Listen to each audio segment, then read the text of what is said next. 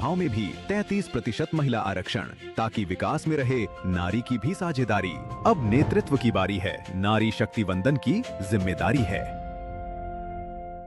जब धरती चीर कर निकलता है लोहे का पत्थर और मिलता है मोंगिया के जोश से, फिर तपता है, पिघलता है और बनता है फौलाद।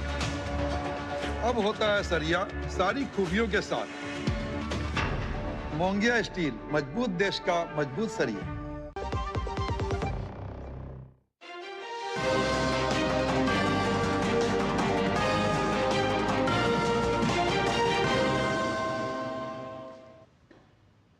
नमस्कार, आप देख रहे हैं डीडी न्यूज। मैं हूं आंचल गुलाटी गुंबर। आगे बढ़ने से पहले एक नजर सुर्खियों की तरफ। 3 दिन के विशेष सत्र के बाद संसद का बजट सेशन अनिश्चितकाल के लिए स्थगित। स्पीकर ने कहा 93% रही लोकसभा की उत्पादकता। प्रधानमंत्री ने पश्चिम एशिया, गृह मंत्री ने नक्सलवाद पर सामने रखी देश की स्थिति।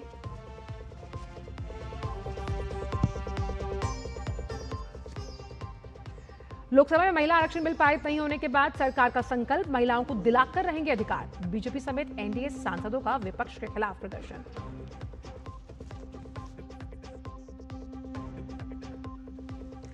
तमिलनाडु में आज चुनाव का हाई वोल्टेज कैंपेन। प्रधानमंत्री नरेंद्र मोदी कोयम्बटूर में करेंगे रैली, तो वहीं राहुल गांधी और स्टालिन भी करेंगे धुआंधार प्रचार।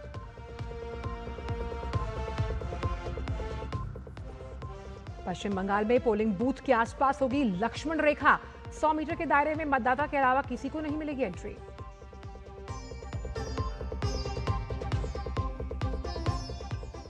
कल अक्षय तृतीया से उत्तराखंड में शुरू होगी 4 धाम यात्रा, तो वहीं हज के लिए देश भर से निकला जायरीनों का पहला जत्था।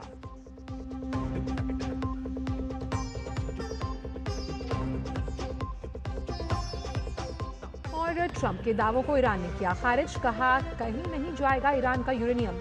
हॉर्मुज से भी अमेरिकी नाकाबंदी हटाने की मांग।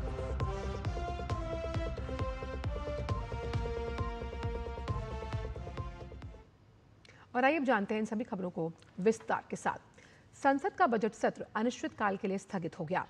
2 तस्वीरें, दोनों जो सदन हैं आप टीवी स्क्रीन पर देख पाएंगे, लेकिन उससे पहले आपको बताएं कि जो लोकसभा अध्यक्ष हैं ओम बिरला, उन्होंने बताया कि लोकसभा की कार्यवाही करीब 93% रही और वो सफल रही है। इस दौरान कुल 9 बिल पास किए गए, जिनमें ट्रांसजेंडर और सीएपीएफ से जुड़े जो अहम बिल हैं वो शामिल हैं। सत्र में सांसदों के 126 तारांकित सवालों के जवाब भी सरकार की ओर से दिए गए। 23 मार्च को प्रधानमंत्री नरेंद्र मोदी ने पश्चिम एशिया के हालात पर भी संसद में अपनी बात रखी। वहीं नक्सल समस्या पर चर्चा हुई, जिसका जवाब गृह मंत्री ने दिया और चर्चा खत्म हुई। तो संसद अनिश्चितकाल के लिए जो है वो स्थगित कर दी गई और साफ तौर पर 93% जो है लोकसभा में काम हुआ, यानी कि उसकी उत्पादकता रही। लेकिन जो 131वां संविधान संशोधन विधेयक था यानी बिल था, वो पारित नहीं हो पाया। बढ़ते आगे लोकसभा में महिला, चलिए उससे पहले आपको सुनवाते हैं कुछ। सदन द्वारा 16 अप्रैल और 17 अप्रैल 2026 को संविधान के 131वें संशोधन विधेयक 2026, संघ राज्य क्षेत्र विधि संशोधन विधेयक 2026, परिसमन विधेयक 2026 पर चर्चा की गई। ये चर्चा 21 घंटे 27 मिनट तक चली। इसमें 131 मान्य सदस्यों ने अपने विचार किए। ये संविधान संशोधन विधेयक पारित नहीं हुआ। सत्र के दौरान 126 तारांकित प्रश्नों के उत्तर दिए गए। मान्य सदस्यों ने लोकमत के 226 मामले उठाए गए। सभा में नियम 377 के अधीन 626 मामले उठाए गए। माननीय प्रधानमंत्री जी द्वारा 23 मार्च 2026 को पश्चिम एशिया में जारी संघर्ष और भारत के समक्ष आ रही चुनौतियों के बारे में एक वक्तव्य दिया गया।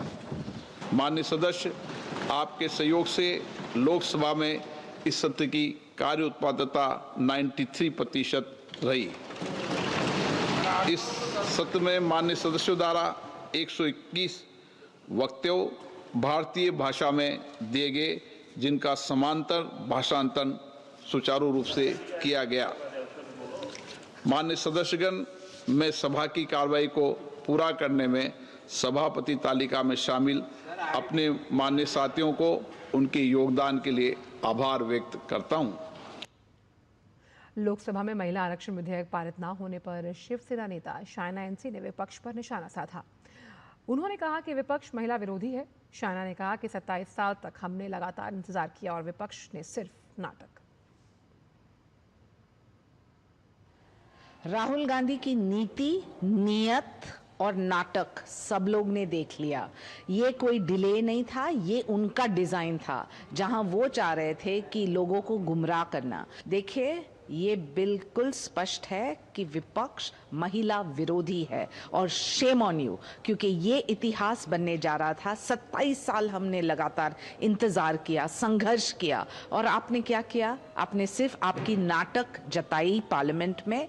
नीति नियत में आपकी खोट है।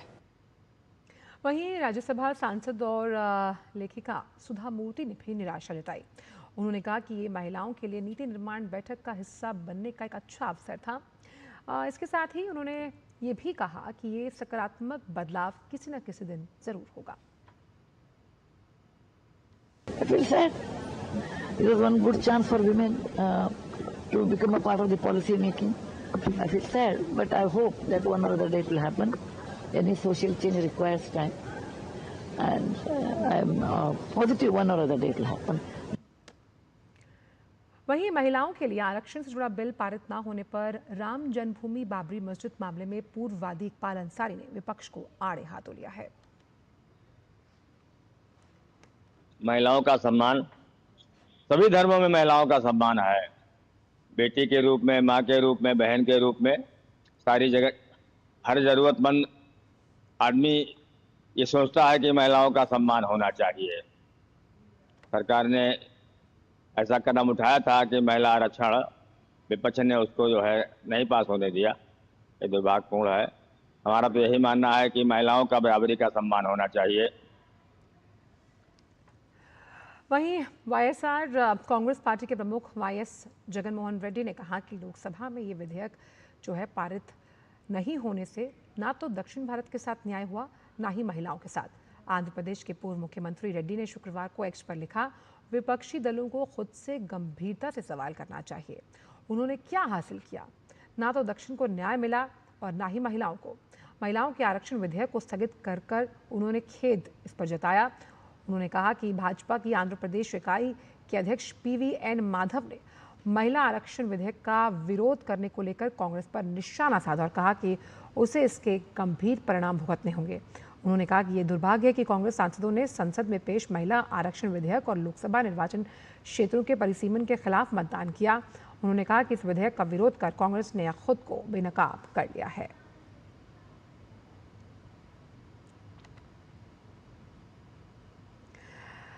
तो आइए आपको समझाते हैं कि कौन से थे वो 3 विधेयक जिन्हें सरकार लोकसभा से पारित करके कानून में संशोधन करना चाहती थी।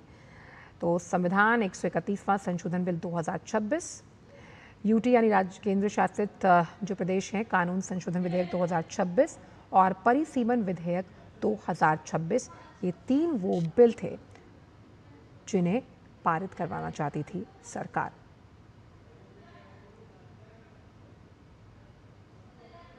तो जिन विधेयकों का विपक्ष ने विरोध किया, आइए उसके बारे में आपको समझाते हैं। तो प्रस्ताव ये थे, अगर हम संविधान 131वां संशोधन बिल 2026 की बात करें तो लोकसभा की सीटों को 850 करने का प्रस्ताव था। अब इसमें जो जनसंख्या की नई परिभाषा थी, क्योंकि उसमें जो सेंसस था वो 2011 का जो जनगणना थी उसके आधार पर ये सेंसस होना था, और इसमें लोकसभा की 850 सीट का प्रस्ताव था, जिसमें खास तौर पर अगर देखा जाए तो जनसंख्या की नई परिभाषा गढ़ने का अवसर, जहां 2011 को जनगणना का आधार बनाकर ये किया जाना था। वहीं अगर हम दूसरे बिल की बात करें तो ये परिसीमन बिल था। 2011 की जनगणना के आधार पर सीट बंटवारा, परिसीमन आयोग का बनाया जाना। परिसीमन यानी डिलिमिटेशन, यानी कि सीमाओं का तय किया जाना एक राज्य में, और इसमें परिसीमन आयोग बनता। 2011 की जनगणना के आधार पर ये सीट बंटवारा होता। मान लीजिए कि अगर आप किसी राज्य से हैं और उस राज्य में जो वार्ड नंबर है, अगर जब डिलिमिटेशन होगा तो वहाँ की जनसंख्या के लिहाज से ये परिसीमन किया जाना था, और वो जनसंख्या का जो आधार था वो 2011 की जनगणना थी, यानी कि परिसीमन संशोधन विधेयक 2000 जब हम बात करते हैं 26 की, उस लिहाज से ये एक अहम बिल था। और जिस तरह से विपक्ष का रवैया रहा और ये बिल गिरा, साफ तौर पर पारित नहीं हो पाया, ये साफ दर्शाता है कि कहीं ना कहीं विपक्ष जो था वो एकमत नहीं था। और सुरेश इस वक्त जुड़ गई हैं संसद भवन से। सुरेश, जिस तरह से हम पहले भी चर्चा कर रहे थे कि कहीं ना कहीं विपक्ष ने, अगर देखा जाए तो जिस महिला रिप्रेजेंटेशन को बढ़ाने की हम बात कर रहे थे उसमें रोड़ा अटकाया, यानी कि परिसीमन पर एक फेक नैरेटिव फैलाकर, या फिर जिस तरह से जो दक्षिण राज्य के कई ऐसे हम कह सकते हैं स्टेट्स हैं उनमें डर का माहौल दिखाते हुए एक विरोधाभासी माहौल क्रिएट करने की विपक्ष ने कोशिश की है, जहां वो एक तरफ कह रहा है कि हम चाहते हैं कि महिलाएं संसद में आए, लेकिन दूसरी तरफ इस तरह से किया गया। चल, आपने बिल्कुल सही कहा। और ये जो नैरेटिव सेट करने की कोशिश की गई थी, इस नैरेटिव को लेकर के भी, क्योंकि एक तरीके से इसको ऐसे देखा जा रहा था सदन में कि चलिए ये इनकी आशंका है, इनका भ्रम है विपक्ष का जो उनको नहीं समझ में आ रहा है, तो उसको समझाने के लिए भी गृह मंत्री अमित शाह, आपने देखा कल सदन में उन्होंने उसको पूरा साफ तौर पर अच्छे तरीके से उन्होंने समझाने की कोशिश की, सीटों के माध्यम से भी समझाने की कोशिश की, और इससे एक दिन पहले भी समझाने की कोशिश की। और सबसे बड़ी बात तो तब हो जाती है जब सदन में उनसे ये कहा जाता है कि हम इस बात पे यकीन नहीं करते कि आप 50% जो सीटें हैं उसमें बढ़ोतरी होगी या नहीं होगी। और उस वक्त गृह मंत्री अमित शाह का इतना बड़ा बयान सदन में देना कि आप 1 घंटे के लिए सदन को रोकिएगा, उसके बाद आप देखिएगा कि मैं तो इस पर आपको लिख कर दे कर सकता हूं, मैं आपको बता सकता हूं, उसके बावजूद भी विपक्ष को नहीं आ रहा। तो कहीं ना कहीं देखिए ये जो एक नैरेटिव सेट किया जा रहा है कि इतनी जल्दबाजी क्यों, तो मैं बस ये, मेरा सवाल ही नहीं है, आपका नहीं है, पूरे देश की महिलाओं का ये सवाल है कि और कितनी देरी करना चाहते हैं इसको लेकर के कि जब महिला को उसका हक मिल सके।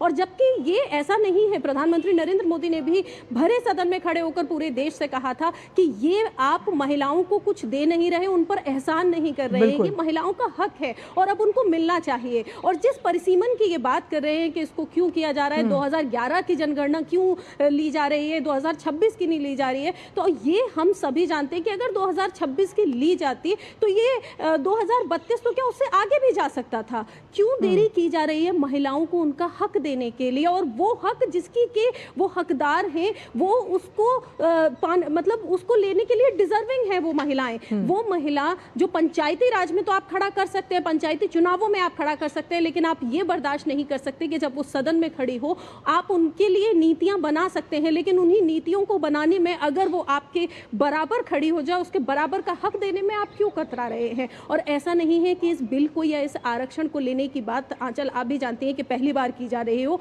इसको लेकर के 2095-96 से लगातार चलता आ रहा है। और ऐसा पहली बार हुआ 2023 में कि इसको पूरी तरीके से विपक्ष ने समर्थन के साथ में इसको कर दिया गया। लेकिन जब इसे पारित करने की बात आई, जब बात आई कि आपको यहाँ पर वोटिंग करनी है और उनका हक देना है, तो अब जिस तरीके से पीछे हटे वो पूरे देश ने देखा है। और आज की स्थिति की अगर हम बात करें तो महिलाओं का जो आत्मविश्वास है कहीं ना कहीं आपने उस पर चोट की है। महिलाओं का जो जिस खुशी को हम देख रहे थे कि पिछले 10 दिन से हम लगातार ग्राउंड जीरो पर जा रहे हैं, चाहे वो किसी भी वर्ग की महिला हो जिसका सपना था कि वो अच्छा समाज में काम कर रही है, लेकिन समाज में जो कार्य करते करते अगर वो सदन में खड़ी होती है तो उसके नीति निर्माण में भी अगर वो सहायक होती है, जिसकी बात कर रहे हैं प्रधानमंत्री नरेंद्र मोदी कि लगातार महिलाएं जिस तरीके से हमारे देश में काम करती हैं, जिस तरीके से भारत का नाम रोशन करती हैं, विमेन लेड डेवलपमेंट की बात करते हैं जिसे पूरा विश्व देख रहा है, पूरे विश्व को ये संदेश भी जा रहा है।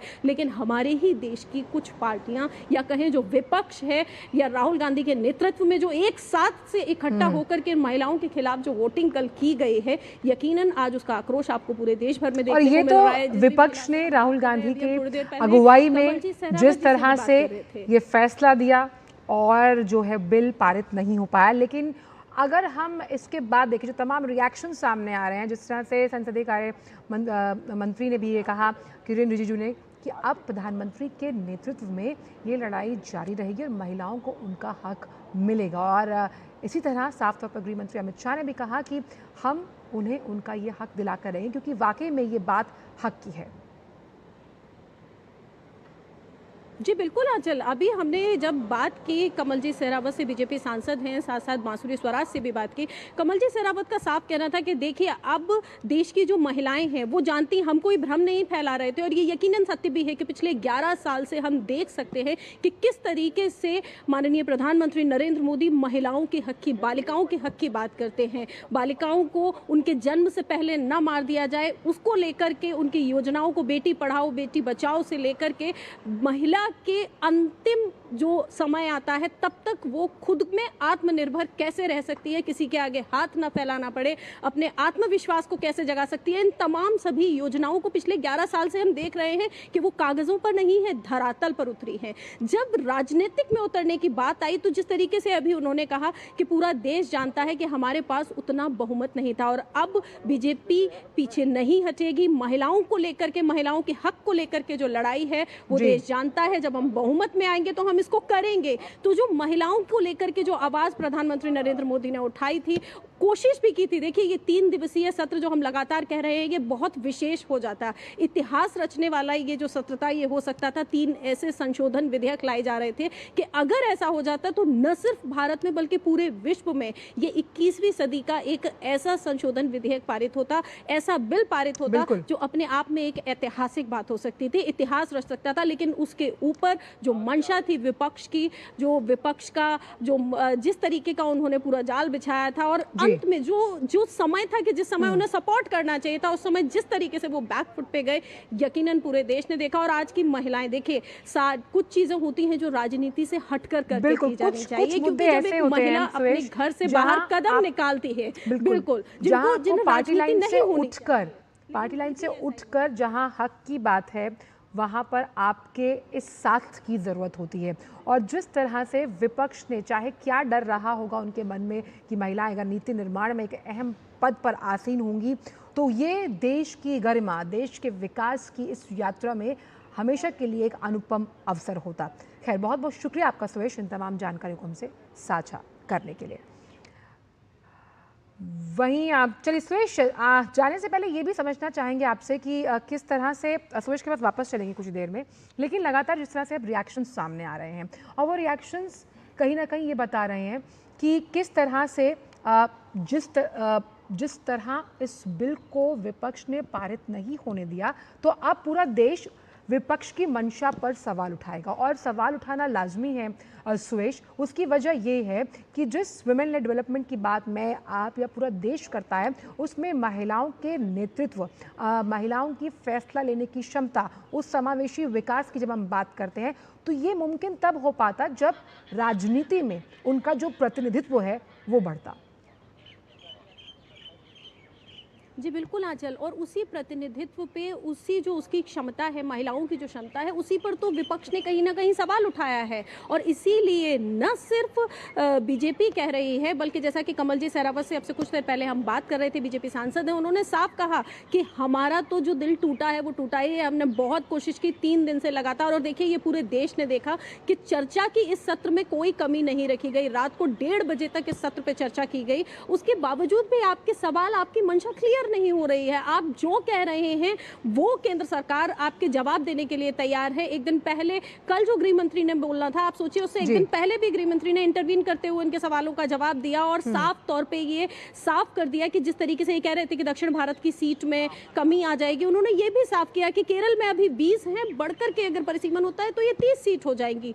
लेकिन यहाँ पर सबसे बड़ी बात नियत की आ जाती है आंचल, और जो महिलाओं को लेकर के, देखिए आप महिलाओं को घर में तो उनका नाम कर सकते हैं, आप उनको लेकर के ये सामने लगातार कह रहे हैं हम महिलाओं के पक्ष में हैं, महिलाओं का आरक्षण हम चाहते हैं, लेकिन जब आपके कथनी के साथ साथ करनी का जब वक्त आया तो उस वक्त आप पीछे हो गए। और ये पूरे देश ने देखा। और ऐसा नहीं है कि ये महिलाएं यहाँ पर शांत होंगी, जब ये जाएंगे उनके साथ, उनसे बात करेंगे तो ये हर महिला का सवाल होगा कि जब हम आपकी कि सिर्फ वोट बैंक की राजनीति के लिए हमें इस्तेमाल नहीं करना चाहिए, हमें आगे बढ़ने के लिए नहीं होना चाहिए, सिर्फ कहने के लिए नहीं होना चाहिए कि हर एक कामयाब पुरुष के पीछे एक महिला होती है, उस महिला को आगे आने का भी मौका देना चाहिए और वो महिला आगे आना चाहती है। आप देते तो सही, और हमारे देश की महिलाओं ने विपक्ष के पास भी ये मौका था, हमेशा साबित किया है, बस कमी रही है। तो सुरेश, विपक्ष के पास भी ये मौका था अपनी इस विचारधारा को और मजबूती से आगे रखने का, कि वो भी इस पूरे विचार के साथ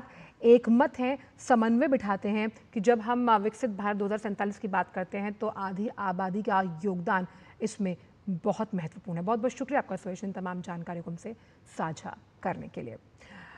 वहीं बात करते हैं अब आंध्र प्रदेश के मुख्यमंत्री चंद्रबाबू नायडू की, जिन्होंने परिसीमन और संवैधानिक संशोधन विधेयक के पारित ना होने से राष्ट्र के साथ इसे घोर अन्याय बताया। एक्स पर उन्होंने लिखा कि एनडीए का प्रस्ताव संघीय संतुलन बनाए रखने, दक्षिणी, उत्तर पूर्वी और छोटे राज्यों की आवाज की रक्षा करने और महिलाओं के लिए 33% प्रतिनिधित्व सुनिश्चित करने का एक ईमानदार प्रयास था। ये दुर्भाग्यपूर्ण है कि राजनीतिक एजेंडा दीर्घकालिक राष्ट्रीय हित पर हावी हो गया। इस परिणाम का जश्न मनाने वालों को आत्मनिरीक्षण करना चाहिए। हमने उचित प्रतिनिधित्व के लिए निष्पक्ष और संवैधानिक सुरक्षा सुनिश्चित करने का जो अवसर है उसे खो दिया है। और आइए अब देखते हैं जनादेश में तमिलनाडु और पश्चिम बंगाल से जुड़ी चुनावी खबरें।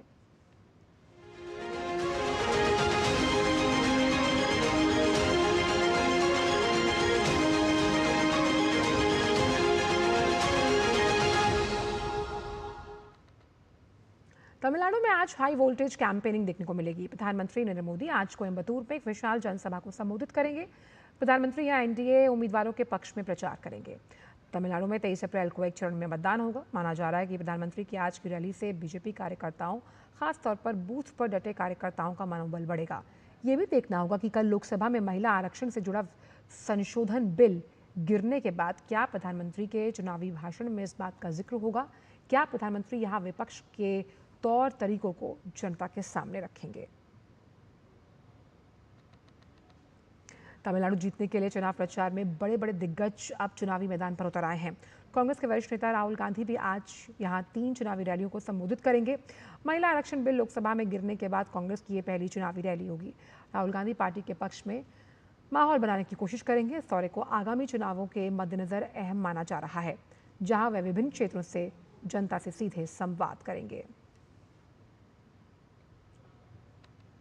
तमिलनाडु के मुख्यमंत्री और कोलाथुर विधानसभा क्षेत्र से उम्मीदवार एम.के. स्टालिन ने अपना मोर्चा संभाला हुआ है। कल तिरुपुर जिले के कांगयम में चुनावी प्रचार उन्होंने किया, जहां उन्होंने द्रमुक गठबंधन के उम्मीदवारों के लिए जनता से वोट मांगे। इस दौरान उन्होंने दावा किया कि आगामी विधानसभा चुनावों में उनकी पार्टी को भारी जन समर्थन मिल रहा है। बात पश्चिम बंगाल की, जहां भाजपा नेता स्मृति ईरानी ने उत्तर 24 परगना के जगत दल विधानसभा क्षेत्र से उम्मीदवार राजेश कुमार के समर्थन में रोड शो किया। रोड शो के दौरान बड़ी संख्या में पार्टी कार्यकर्ताओं और समर्थकों की मौजूदगी थी।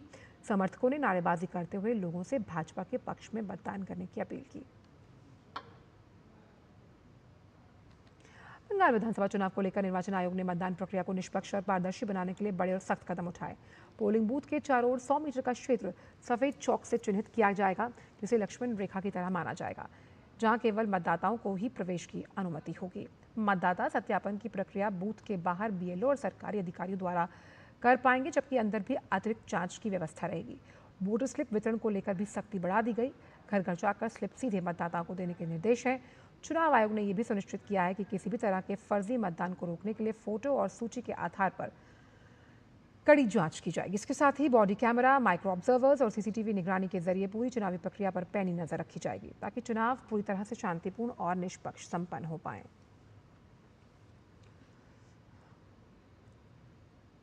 तो सीसीटीवी कैमरों से कड़ी निगरानी होगी। बॉडी कैमरा की भी बात की गई है। आयोग ने जीरो टॉलरेंस की नीति अपनाने की बात कही और शांतिपूर्ण और निष्पक्ष तरीके से चुनाव संपन्न कराने की प्रतिबद्धता को दोहराया है। फिलहाल समाचारों में इतना ही। दीजिए अनुमति, जनादेश में फिलहाल इतना ही।